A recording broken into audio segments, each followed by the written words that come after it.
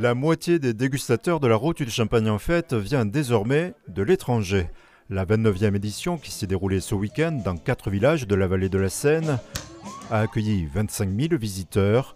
4 000 des 10 000 passes de dégustation ont été réservées en ligne, soit le double de l'année précédente.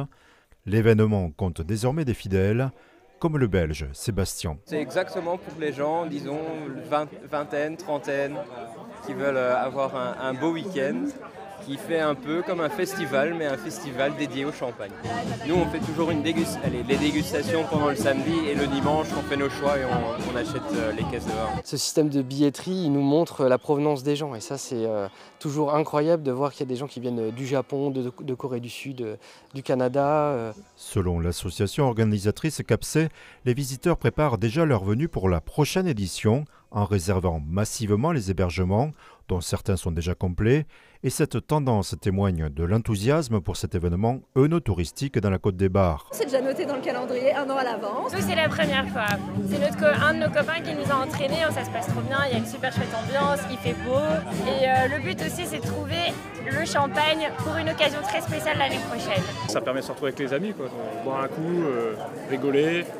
Et voilà, quoi. Et puis acheter du champagne pour ramener à la maison aussi. Il y a des gens qui sont déjà arrivés mardi dans les villages des Belges, des Néerlandais, pour déjà s'imprégner des lieux. On a des gens du monde entier. Tout à l'heure, j'ai entendu de l'espagnol, du néerlandais, de l'allemand, de l'anglais, du danois. Ça fait de la vie dans le village, c'est super. Au fil des éditions, ce rendez-vous accompagne la montée en gamme du champagne.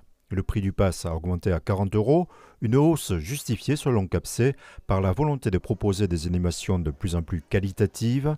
L'axe environnemental est également mis en avant. Une des particularités de cette vallée, c'est qu'il y a une forte proportion de vignerons, soit en certification bio ou biodynamie, soit sur des certifications conventionnelles, mais avec des démarches environnementales assez poussées. Et ça, on peut dire que c'est une spécificité de ce secteur. On fait attention aux produits qu'on applique dans les vignes, on fait attention aux encres qu'on utilise pour mettre sur l'étiquette, au papier, à prendre des bouteilles qui sont allégées. Et donc, il n'y a pas de raison qu'au moment où on va accueillir 25 000 personnes, il n'y a pas de raison que là, tout d'un coup, on oublie qu'on a une responsabilité environnementale. L'année prochaine, la 30e édition de la Route du Champagne en fête se déroulera au Risset.